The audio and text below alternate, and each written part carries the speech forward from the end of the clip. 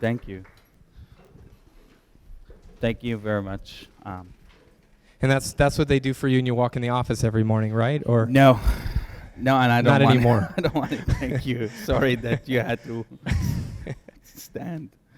well, we're so excited to have you, Thanks for having me. and just congrats on what a crazy year. Not quite a year, but 9 months, 10 months. Seems Yeah. like it's been for you guys. Yeah, it's been intense. It's been real crazy. A lot of people don't know, but basically, we've been working on live streaming product for the past 3 years. Actually, 4 products we worked on, 3 were out. That all 3 of them could tweet live video, but just one actually worked. A lot of retrospective understanding, like the mechanics of what is live video in a mobile age and what does it mean for people. We had the first product called Yevo, YVVO, which actually was in this place 2 years ago in a hackathon of Google Glass, and we hacked to live stream from the Google Glass Oh, to wow. that platform. Here in Pivotal? Like it was Yeah, here at Pivotal here. Labs. The, Wow. the CTO and, That's and really like cool. another 3 guys. were This just- is you had raised money, you hadn't raised money. you were- this was after we raised like seed. It was like Okay. 500K. Okay. And we just said, well, come here. I don't know. It was a stupid decision, by the way. I think it was a stupid decision and waste of time and resources for us. But you need to make these mistakes to learn from. Not because it was Google Glass, just because you have $500 in seed money, $500,000 in seed money, and you fly people from Israel here to spend a couple of days. Never mind. It just was a wrong decision. But Did you anyways, win? Did you win at least, or? well, they disqualified us because we used our already pre-existing Yevo to stream to Yevo. And they're like, oh, you're using pre-existing stuff, so you cannot, it's not really a hackathon because you built something for Google Glass, but it's streaming onto your platform. And they were right, but that's Yeah. okay. You didn't. Another reason why Yeah, it was you a stupid well, and you decision. came back. You didn't vow. I'm never gonna step foot in Pivotal Labs again. I mean, you don't. Oh seem no, I'm bitter I'm about like it. a zero grudge person. Yeah, huh? That's interesting. So I'm not I never kind of. Why is that? Where does that come from? I think it's just waste of resources of my brain, and I'm very emotional person. So it's like if I will get caught up in that, it just keeps buzzing in my head. So I just like refuse to have any grudge or like vendetta or stuff like that. Do you forgive and forget, or do you just forgive? I mostly forget,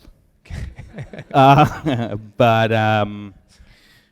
there's just the way it works is people I work with and people I will not work with again unless proven otherwise. And other than this, all the emotional calculation that come into this is just a waste of brain resource and emotion. So it's just like I leave the emotion for my girlfriends and my family and my close friends, and everything else is just, it's just like good person, good talent to work with, awesome, and that's why I want to spend my time on and who to work with. It sounds very healthy. It sounds like a very, very healthy way to live. Why live streaming? Why are you and your co-founders, why have you been so passionate about that? Where did that come about? Just one more? Okay. There is something very interesting about the timing and culture that's happening right now when the cellular infrastructure, at least in the Western world, can support high-quality live video, and the fact that the hardware, the cost of basically having an internet-connected camera in your pocket, an internet-connected screen, has decreased significantly in the past 3 years. Did I say increase? I meant decrease. And that basically allow, every time the technology advances, it basically allow a new type of behavior to exist. So that allow a new type of behavior, which is basically sharing point of view in real time in high quality. And then once people, there is this constant pattern that happened from the beginning of time, which is something coming to the world as a necessity, like the carrier dove, that used to, like you used to say, oh, there is a war in the north. You put it on a crow or something, and you just send it. Or, but then this thing evolved to letters, and this thing evolved to email, and this thing evolved to like Facebook updates, and this thing evolved chats, snaps. And that evolved to an expressive behavior, right? So as human being, what's nice about our brain, unlike the animals, is that we are able to detect patterns.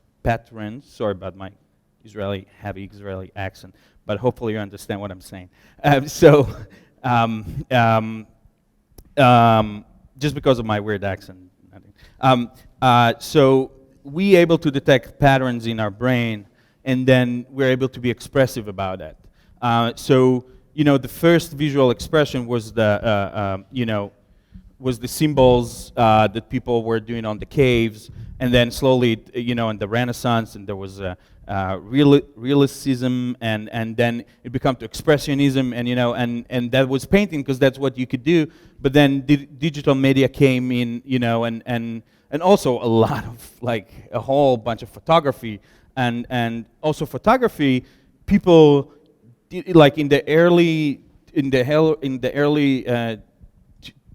20th century, people wouldn't smile on pictures. It was weird to smile. It was like, no, we're just instead of somebody painting us, we're just going to take a picture so everybody will know the family, and people were like this, and it was weird to have you would be like crazy for smiling. Sure. And now we are drawing Hitler mustache on our Snapchat. As a Jew, I'm allowed to make these jokes, so.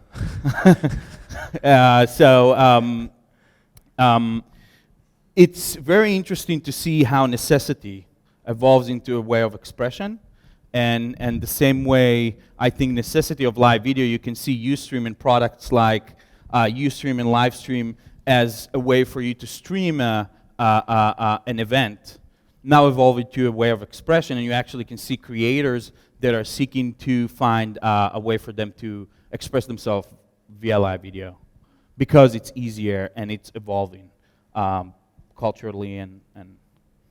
So what happened? What happened with you and your co-founders? Just take us back to December, January of this last year. What were you working on? What were you doing that led to Meerkat?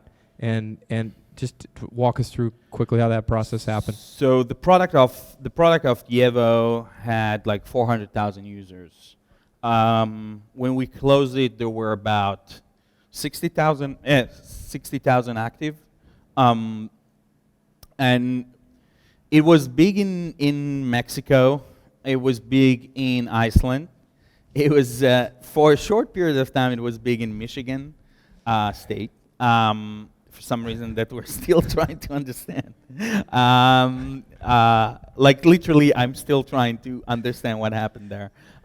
This is not Michigan State College, but just the whole state. It just blew up in all of Michigan. It blew up specifically within 3 weeks. 16 high schools were just completely raided by Yevo. Kids were being expelled. Seriously, not expelled, but what is this thing that they suspended? Yeah. I think one got expelled even. And there were local articles about this product, which it's also drew our Series A, that we would never been exist if Meerkat would not come to life hadn't we had that. Sure. Anyway, but we've seen all this pattern of usage, and you learn a lot about what needs to happen so the medium can exist. And every time you learn more. So you would see basically our growth would look short A curve, and then a little bit longer A curve, and then a little bit longer A curve, but never sustained. But always, you keep learning stuff, but it's not enough to literally figure out. And then we were 15 after in that time. We had to kind of had this like decision that we're going to like look at the money that we have in the bank and just reducing the team to 10.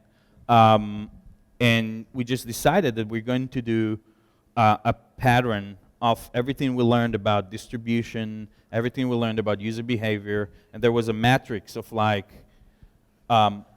what is the use case, what is the outlet that we saw in Yeva work, and we're going to basically build a product for that specific use case in that specific outlet.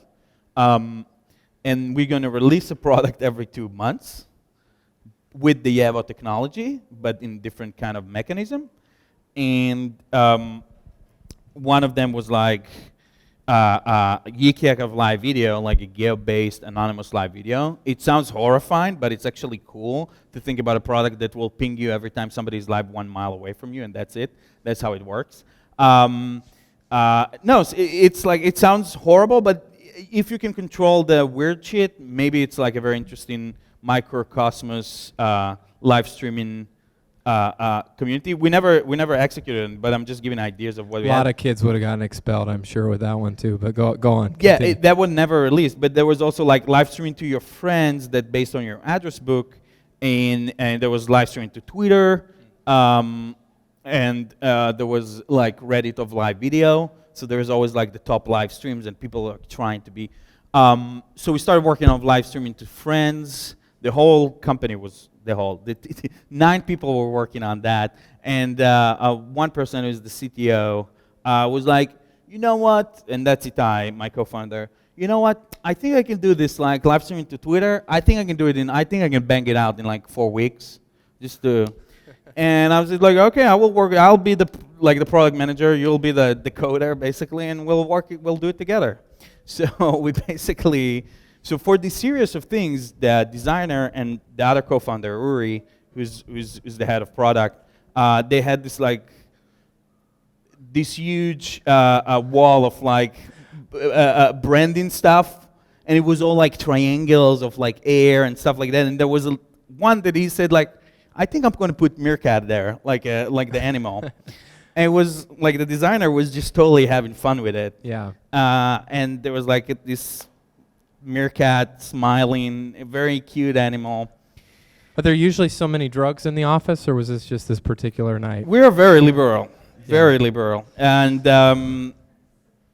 basically, me and Itai was just having fun, and we're like,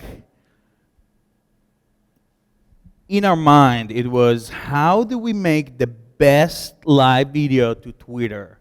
Look at all the APIs requests that you can do, and how you can drop on every single one of them. And it got into a point that we were doing research on the Twitter recommendation mechanism. So just so you know, they have this like Rex thing that basically if you and I following you, all of our mutual followers on Twitter will get, what's your name? Renee. All of our mutual followers will get, Ben and Derek are now following Renee. And we're like, that's cool. We should do, if it's a live streaming button to Twitter, we should just auto-follow Meerkat. Because then what will happen, as it grows, exponentially, more people will get this and this, and this and this are now following app Meerkat. And they will like, and that Twitter doing the job for you. And then another thing we notice, it's like, if you put a hashtag, if you and I are tweeting on a hashtag, the same hashtag, that is not a common word, like Meerkat, that mechanism will say, Ben and Derek are now talking about hashtag Meerkat. So we decided to add it to every tweet. And then, and also one of the decisions was like, that simple, fully integrated. So we like would take all the people that you are following and auto match you as soon as you sign up. So there was a lot of like very conscious decisions of how do you make the best product to live stream on Twitter. Yeah. And Itai, he didn't finish it in 4 weeks. He finished it in 8 weeks. because we really wanted to put this thing that's like grabbing the stream, and bunch of other stuff that were like important for the experience. So we put it out. It was, and the team didn't even finish to work on the live streaming for Friends, which is kind of raised a bunch of questions about like how to.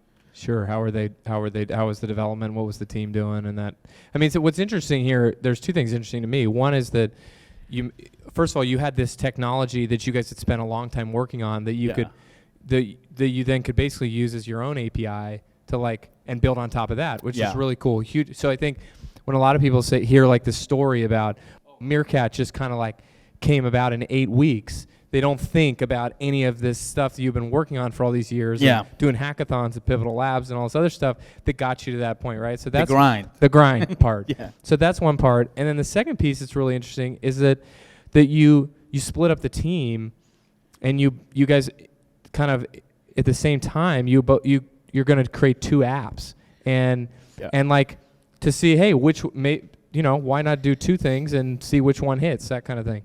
And what's funny is that still there's no answer why no platform for live streaming figure out the daily habit without involving money or involving sex, right?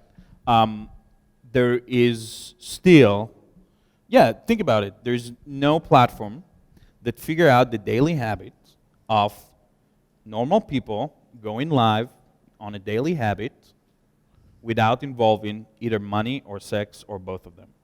Including Meerkat, including other players in the space. There is the only thing that we're witnessing right now, and that's a big question that we are, crunching our head all the time on, and we're focused on, and it's on top of the mind, is like, what is the daily habit when, like, did we do the right thing when we took what we're familiar with the broadcasting medium and just bring it to the mobile space? And should it stay in the same paradigm when it's on mobile for the 99% of the people that don't have 2 million followers on Twitter or reach on Facebook and are now backstage with Lady Gaga? It's like, for these people, for normal people, what is a fun, safe, happy experience that can happen on a daily basis? And that's still an open question. Like, we still didn't figure it out. Yeah. Is there something there? I mean, I think that there is something like that. Like when we're venturing in this, and this is a company top level mindset. We think that we believe that we have like some good answers to that, and we're working on it. But it's one of the things that we started doing. We released 2 months ago. We released a feature called Cameo, where you don't know, but a broadcaster can invite a watcher to take over their stream for 60 seconds, and then that's create this dialogue. It's just like making it less of like what is like the content is the audience basically. And I think that the more the content is based on participation, the more real people understand the value of live video, and the content become more interesting for a sustainable amount of time. I saw today Rand Paul, who's running for the president of the United States. He had this big promotion this morning where he was going to live stream his whole day. Did you see this? And I know he used to use Meerkat. I haven't seen his stream. Well, today, so somebody should call him, because basically what happened this morning was he went to start it and like the stream didn't work. So like the whole day, I mean, I just read the article. I wasn't sitting there refreshing the whole day. But the article said that basically any journalist or anybody that went to the site, it just had to like, this is not, like the live stream is not working today. And, Meerkat? No, it wasn't Meerkat. No, it was some service that they used. Okay. So, but what I'm saying is like, it was an indicator to me of like, this is still, like, there's still a lot of places to go with this thing. More on the product side, I think. Yeah. Less on the technology. I think the technology is there. I think that the product, and I agree with you. I completely agree with you. But I also think that it's about the rules of the game, and the rules of the game. I think that there is a lot to figure out in how to make everyone here feel fun and safe and casual, just be live on camera every day. And I know it's kind of creepy, but it's really not if you think about it in the right context, with the right people, and in the right set work frame, or like. It's quite a few parameters, though, right? I mean, it's like the right people at the right time in the right circumstance.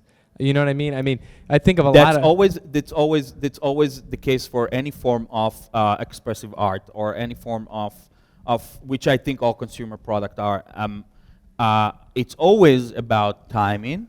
It's always about the subject. It's always about relatable story, and it's always about the context that things are happening.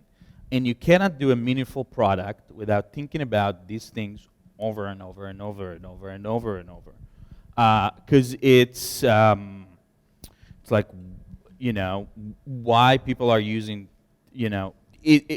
every product has the same kind of pattern of hitting those spots to gain the impact that it needs to grow. Yeah. Well, let's talk about what happened at South by. And I know you've talked about this a lot, so I don't want to like beat the horse into the ground. But like, what do you see as the catalyst to Meerkat becoming such a huge thing at South by? I mean, this is one of those things that there's a certain type of startup that this is like the holy grail of distribution and promotion, is like to be written about before South by, is like, this is going to be one of those things that blows up, and then to have this kind of huge tail going after it. Like, what if you look back at that, like, what was it these innovations in the API with Twitter? Was it that kind of, some of these really thoughtful, things that you did to get virality? Was it certain people getting on and you getting those people on and them writing about it? Was it where did the momentum come from? So I think distribution and virality are bad words. I'll tell you why in our mind is that, because the key is not have distribution and virality. The key is have a relatable action that makes sense for somebody in the easiest way possible to get the people that are relevant for him to see this thing. So, and that's how it's like when you say distribution, is like you go to the answer before you actually look at the right problem. And the right problem is, how do you create a user story that makes sense to do it is like a seamless way. So full disclosure, we didn't have any plans about South by. We didn't have a plane ticket. We didn't have a hotel room. We didn't even think about going 2 days before it started. And then some guy like hooked us up with an hotel, and we basically really thinking, should we spend $1,200 on a ticket to Austin each? And we ended up doing it, but it was not planned. And yes, the Twitter community that we unlocked when we launched Meerkat basically were the people that go into South by, and I think that helped a lot to creating what you're saying. But none of this was calculated or meant like to be. It's really luck and the fact that we were able to have so much fun with the Twitter API. We just didn't care. We said every comment is going to be a reply to your tweet. Why? Because it's live streaming to Twitter. And it was like where people would have put toggles, we put defaults. And we put default to what the experience we want, and we got lucky that people actually enjoyed that. Yeah. And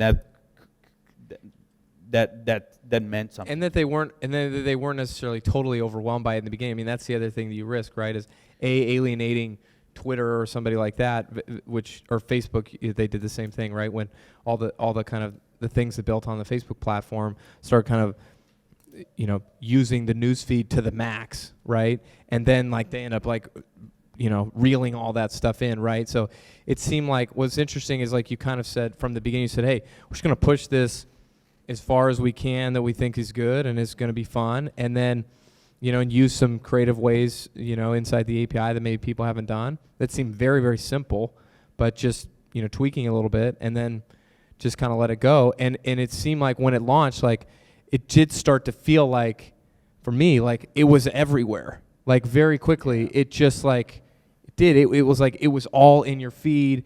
There's people every Pretty day. annoying. Yeah, well, no, I mean, it was just, it was interesting. It was different, right? Like, you had so many people, like, you had Mark Suster, maybe especially in the tech community, so it's like everyone I'm following, just not everyone else is following, but maybe in this room, we all start seeing, you know, the VCs, the entrepreneurs, you know, they're all like these same people, and they're all commenting too, and it's all like, it's just Yeah. kind of meerkat everywhere. Yeah.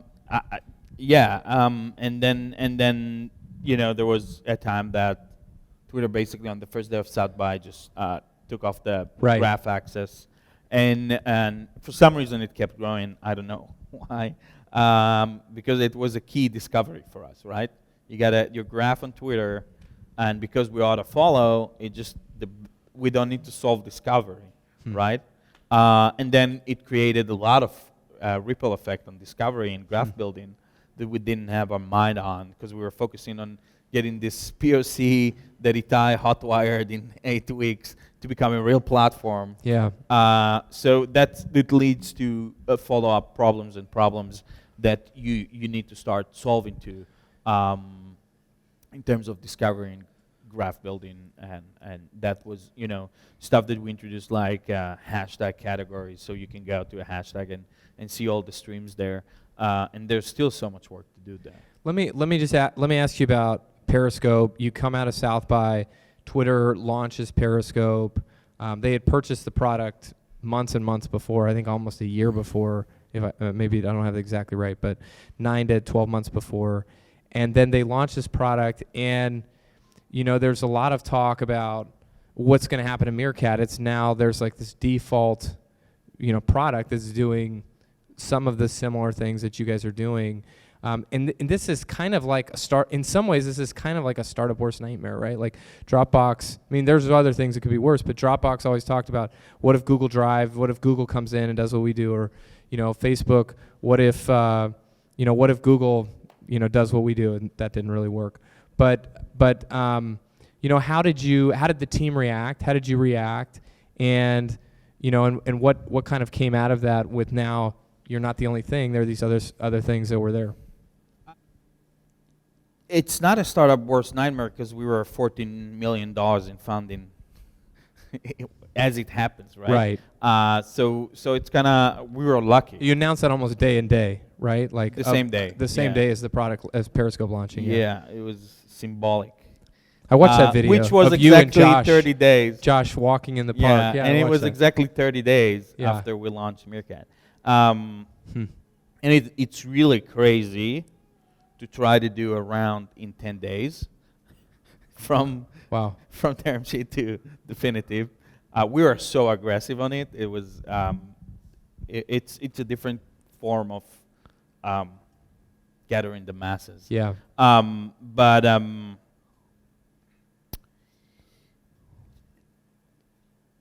the day-to-day stories and the dramas and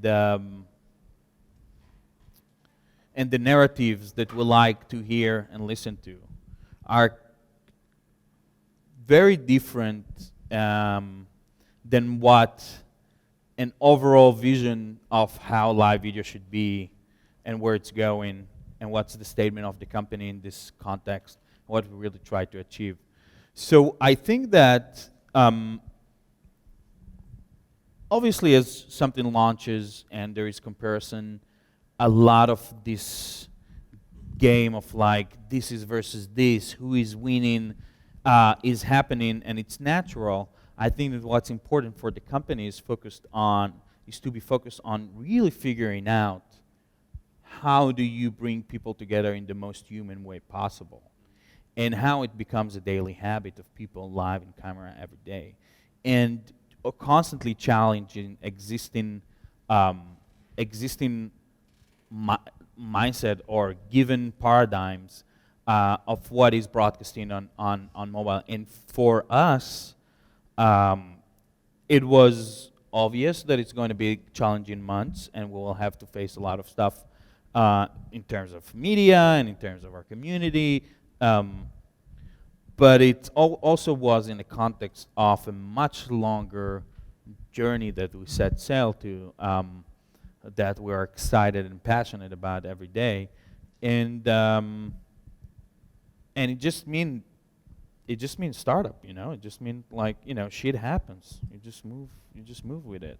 You know, imagine we released Meerkat six weeks after, right? It would be like nobody cares, Yeah. right? So you need to be aware of what's going on. You need to be thinking about the context of what is the shift that happening in everywhere, in people's mindset, in the habits of people, in the digital media, in how people receive, which is media now. It's not even digital media, it's just media. That's what it is. And how people and how products are happening in that context. And you need to just understand, this is what you have, this is what's going on, what are you going to do about it? And it's again, it goes to the first question you asked me. There's no emotion should be tied to this. You just move forward. Yeah. Yeah, well, it's pretty hard. I mean, and that's a particular trait and attribute that you have, because it's pretty hard not to tie in emotions when A, you spend 3 years of your life grinding on it, you know, B, you kind of run these ups and downs with products that work and don't work, and then see this huge roller coaster of this thing, to then, you know, D, then, you know, this competitor launches, and E, you raise this huge round at the same time. I mean, it's just like, I don't know, I'm just getting emotional thinking about it. You know, but it's very hard, you know, and you know, a lot of people say that, or not, I don't know if a lot of people, but I talked to this guy, Chamath from Social Capital this week, and his comment was, he's an investor, he was the first growth hacker of Facebook, and he said one of the worst mistakes a founder can make is that they can get arrogant and they can develop ego, and that they can, you know, they're getting emotional, and they're, you know, and they're kind of start living in their own world, and yeah, I don't know, as a founder, how do you stay level? How do you manage that? I think we're entitled to nothing. That's how I look at it. You're not entitled to a success. You're not entitled to get this. You're not entitled to this headline. You're not entitled to... The sense of entitlement is probably one of the mistakes you can do when you're in the stage of, like, carrying a vision out to the market. It's probably changing after it gets big and it's scalable, and you have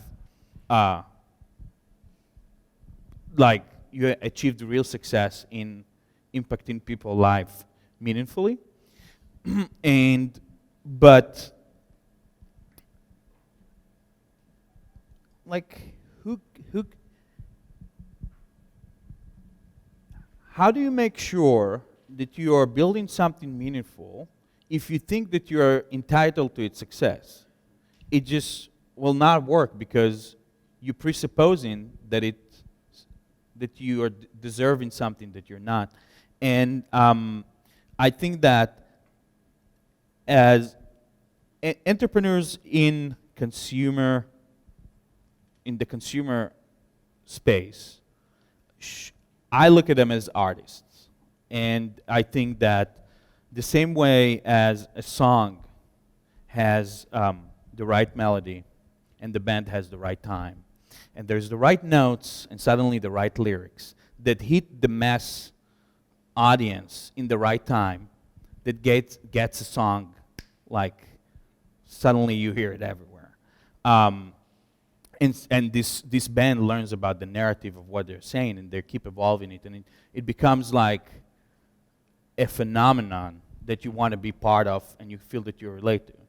And I think that entrepreneurs like Evan from Snapchat, and you know, other, even like, you know, and in Ryan Hoover, and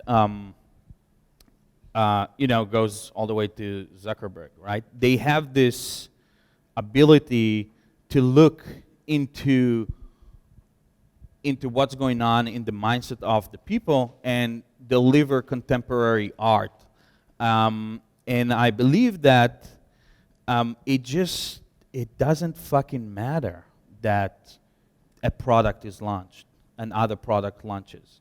It doesn't matter. It's about the statement that you're making. And if it's continue to challenge given things that seem to be given, and if it continue to evolve and create meaningful, interesting experiences, you will always have people coming to buy your art, basically. And I think it's important to understand that it's part of a statement, and as long as your statement is relevant, and I think that the statement is truly relevant of what we're working on. We're working on bringing participatory media, bringing the audience into the content, and it's something that we are still bad at, and it's something that I think no other company out there is dealing with. Not just one to many, the many to one. The audience that is taking part, and what is changing from the fact that everyone who's watching something actually has a camera pointed at him and an internet uplink, right? What does it mean?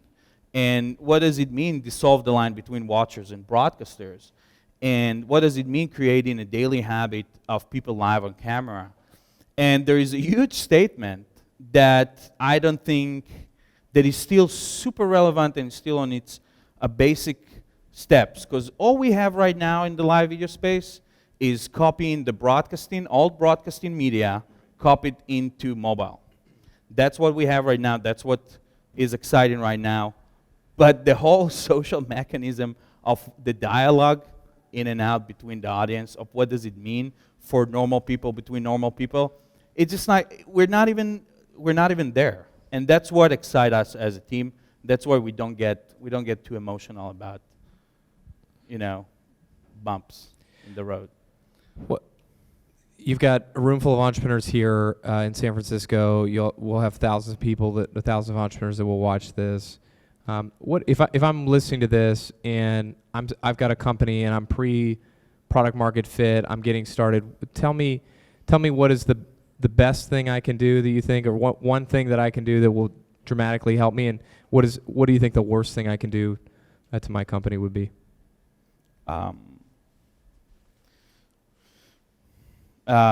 Throw the ego out of the window and just be open, really open to understand that you're probably not the smartest person in the room.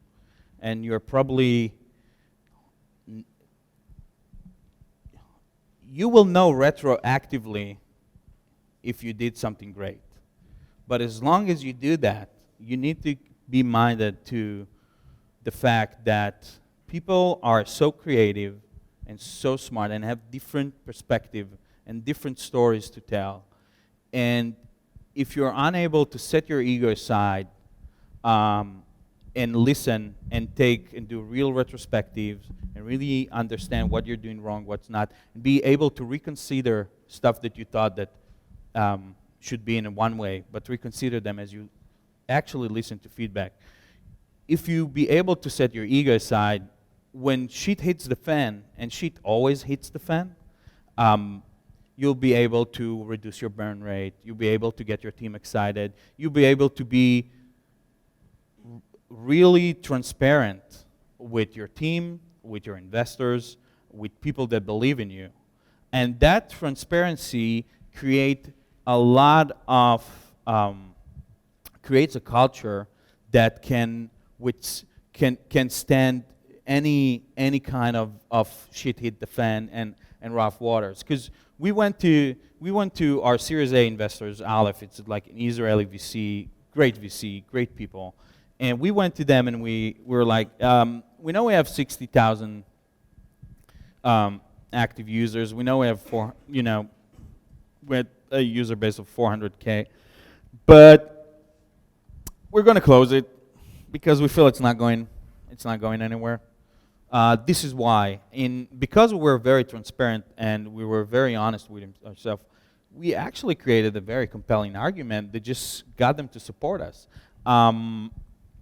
And I think that if you want to keep talent with you, and if you want to keep the smartest people working with you, you have to be able to look them in their eyes and call bullshit on yourself, and be able to listen.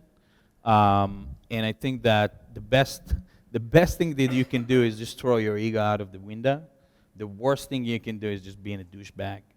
And that's how I look at it. Let's give it up for Ben Rubin. Thank you very much for being here. Thanks for having me.